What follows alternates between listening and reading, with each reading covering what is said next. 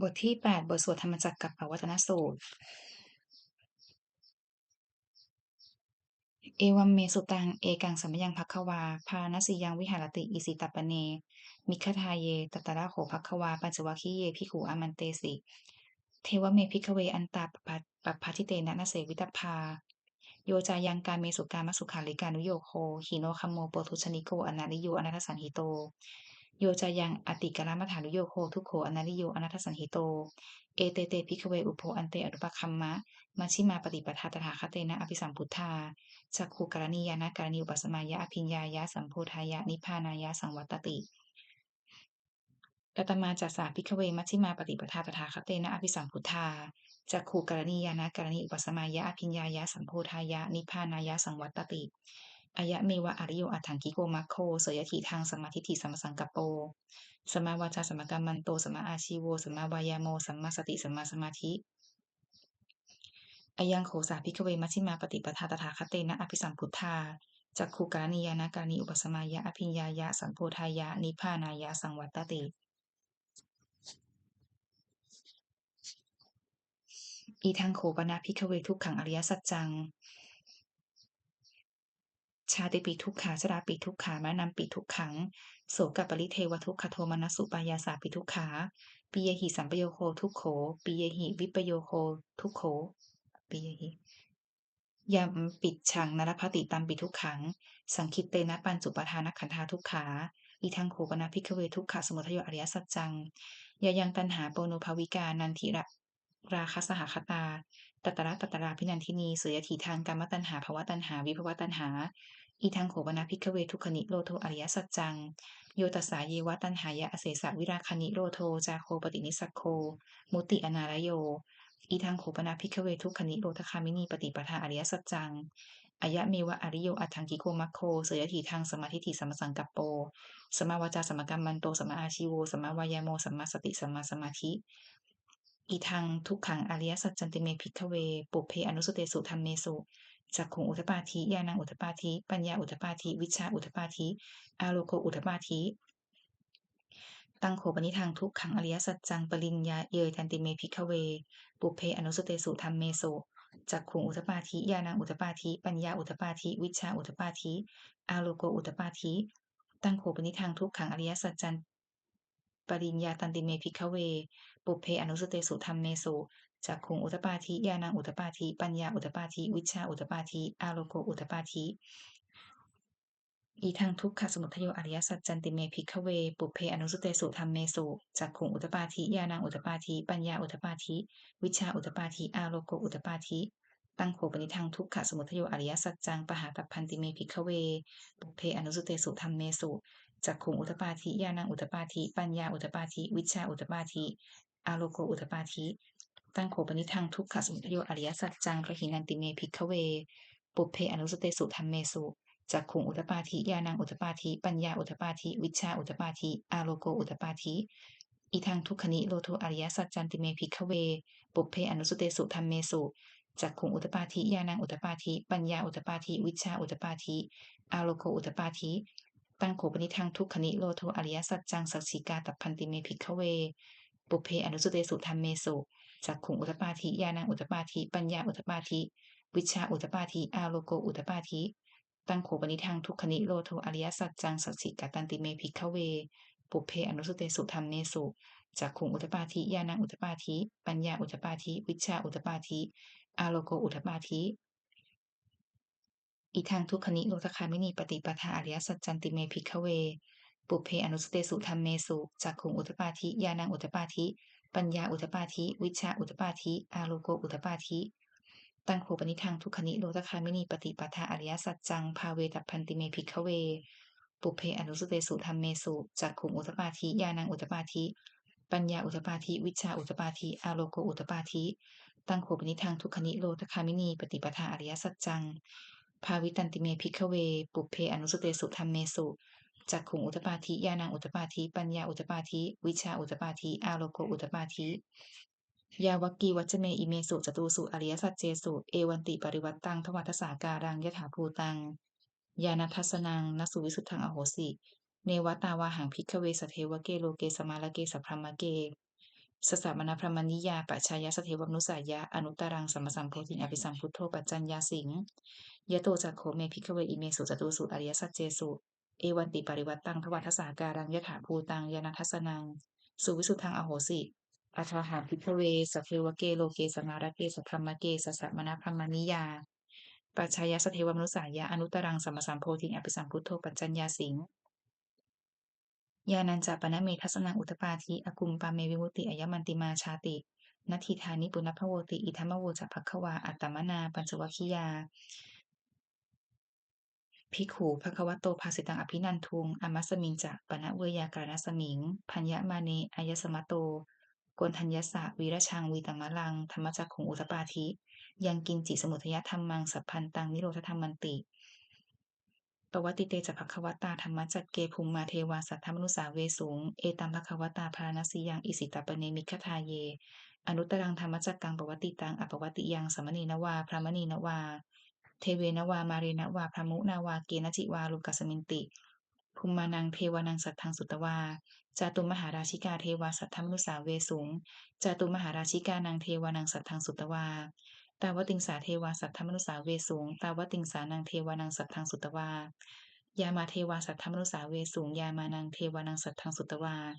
ตุสิตาเทวาสัทธมนุสาเวสูงตุสิตานังเทวานังสัทธังสุตวานิมมานรติเทวาสัทธมนุสาเวสูงนิมมานรตินางเทวานังสัทธังสุตวาปรนิมมิตวสวัตติเทวาสัทธมนุสาเวสูงปรนิมมิตวสวัตตินางเทวานังสัทธังสุตวาพรหมกายิกาเทวาสัทธมนุสาเวสูงเอตัมภควตาพราณสียังอิสิปตเนมิคทายเยอนุตตรังธรรมจักกังปวัตติตังอปวัตติยังสมณีนวาพระมณีนวาเทเวนวามารีนวาพระมุนาวาเกณจิวาโลกัสมินติ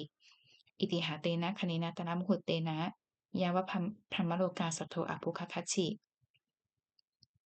อายัญจัตทัสสหัสสีโลกธาตุสังกัมปิสัมปกัมปิสัมปเวทีอปมาโนจะโอลาโลโอภาโสโลเกปตุละโหสิอติกรรมเมวะเทวานังเทวานุภาวังอัตโคภควาอุทานังอุทาเนสิ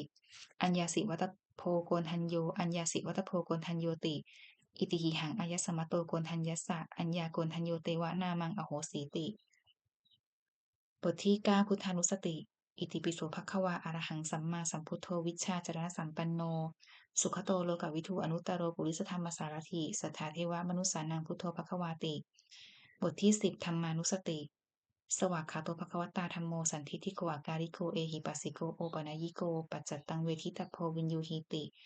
บทที่11สังฆานุสติสุปฏิปันโนภควโตสาวกสังโฆอุชุปฏิปันโนภควโตสาวกสังโฆยายะปฏิปันโนภควโตสาวกสังโฆสามีจิปฏิปันโนภควโตสาวกสังโฆเยทิทางจัตตาริปุริสายุคานิอัฏฐาปุริสปุคลา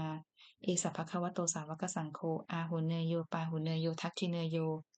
อัญชริกระนิโยอนุตตรังปุญญเขตังโลกัสสาติ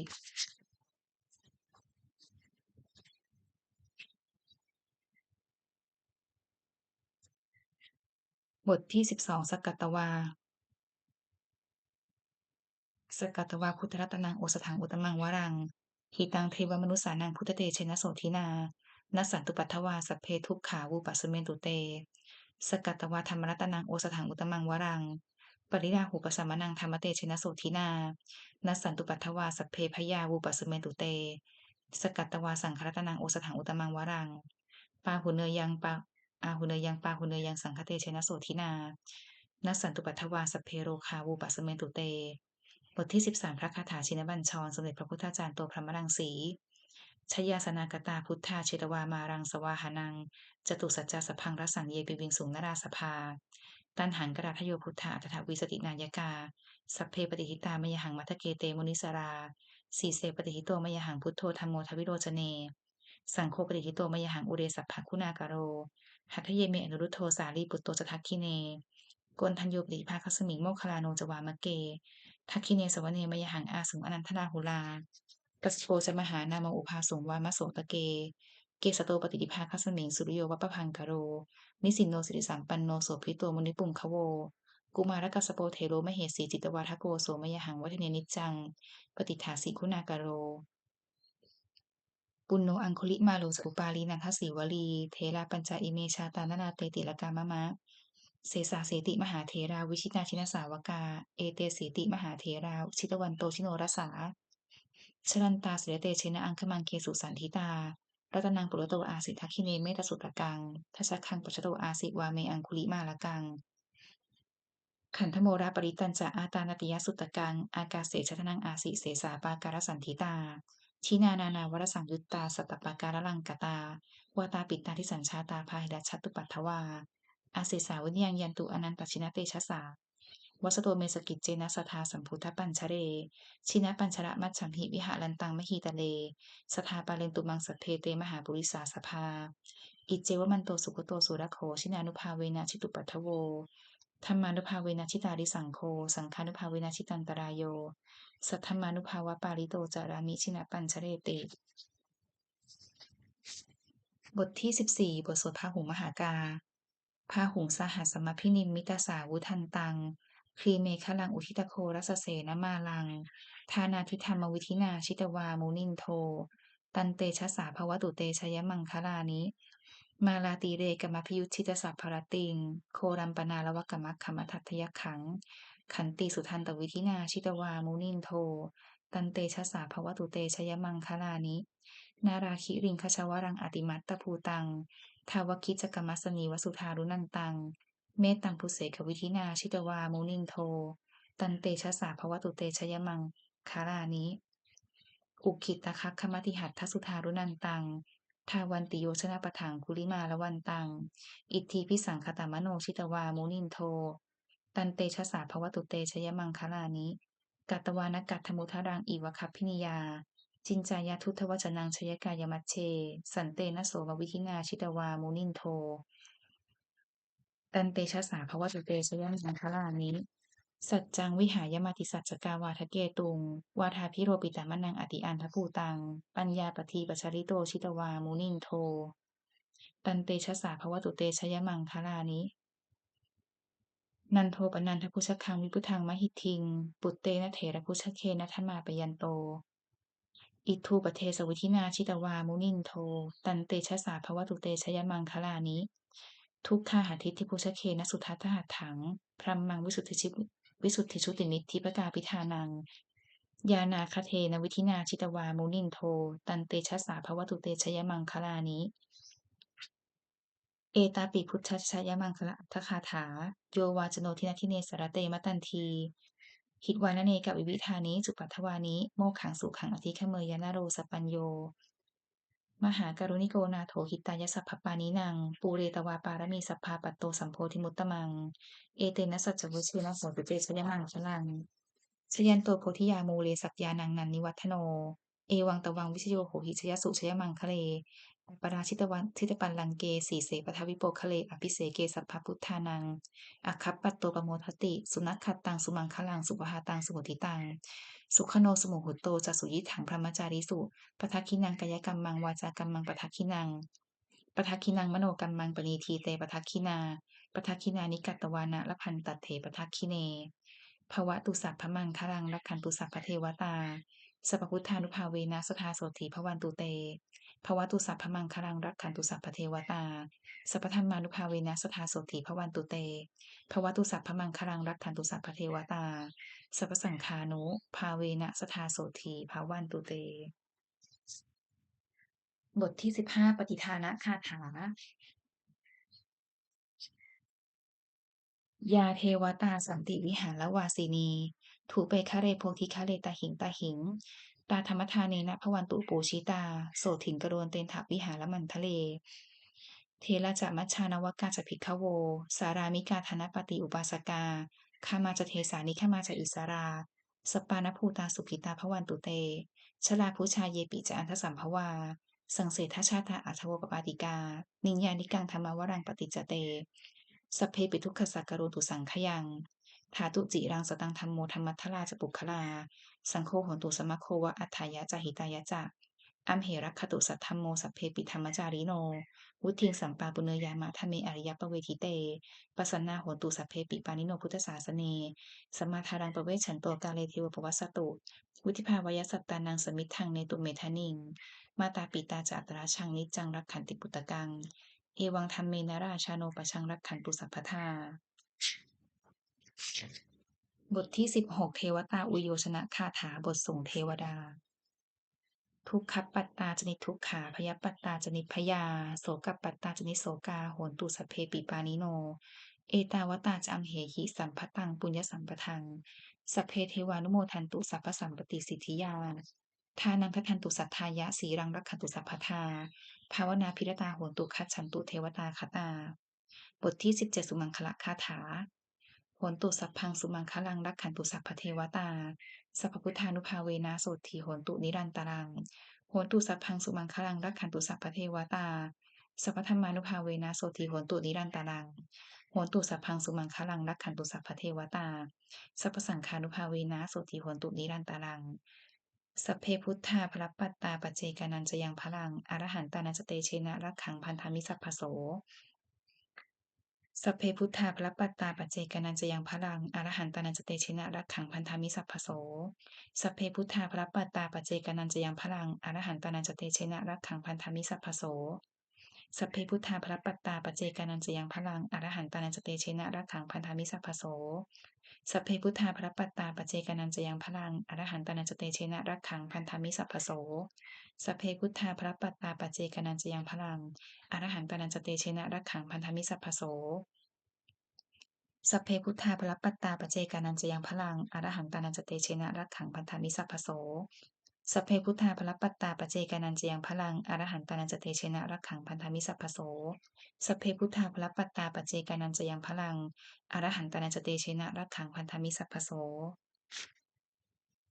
ด้วยอานุภาพแห่งสัจจะอธิษฐานอานุภาพแห่งความเพียรและอานิสงส์แห่งการบูชาพระรัตนตรัยด้วยการสาธยายบทสวดมนต์พระสุตรพระปริตรและพระคาถาเหล่านี้ขอความสุขสวัสดีจงมีแก่ข้าพเจ้าขอให้พ้นจากทุกภัยทั้งปวงขอให้ข้าพเจ้าเจริญทางโลกและทางธรรมขอพระเทพเทวดาทั้งหลายโปรดอนุโมทนาในการสวดสาธยายมนต์และธรรมะเหล่านี้เมื่ออนุโมทนาแล้วโปรดอำนวยพรให้แก่ข้าพเจ้าและวัตถุมงคลพระปิตายอดเศรษฐีเหรียญยอดเศรษฐีเหรียญพระครู68ตลอดจนวัตถุมงคลทั้งปวงที่สามสิ่งสร้างขึ้นให้เปลี่ยนด้วยอานุภาพแห่งพระปริตรจงสำเร็จสัจสุดทุกประการเทินสาธุ บุญกุศลของข้าพเจ้าทั้งหลายอันเกิดจากการสวดมนต์เจริญจิตภาวนาขอน้อมถวายเป็นพุทธบูชาธรรมบูชาสังฆบูชาขอผลบุญนี้จงส่งผลถึงผู้มีจิตศรัทธาร่วมสวดมนต์เจริญจิตภาวนาทุกท่านขอจงปลอดจากราชภัยทั้งปวงพ้นจากความทุกข์กายทุกใจทั้งสิ้นประสบความสำเร็จเจริญรุ่งเรืองในที่การงานชนะต่ออุปสรรคและมารทั้งหลายสมบูรณ์พร้อมด้วยทักษะสมบัติบริวารสมบัติมีดวงตาเห็นธรรมสำเร็จในการวิปัสสนากรรมฐานเกิดปัญญาญาณและเจริญด้วยจตุรปิฎกพรชัยทั้ง4คือ อายุวันนะสุขะพละเทินขออนุโมทนาบุญกับครอบครัวยอดเศรษฐีทุกท่านค่ะสาธุ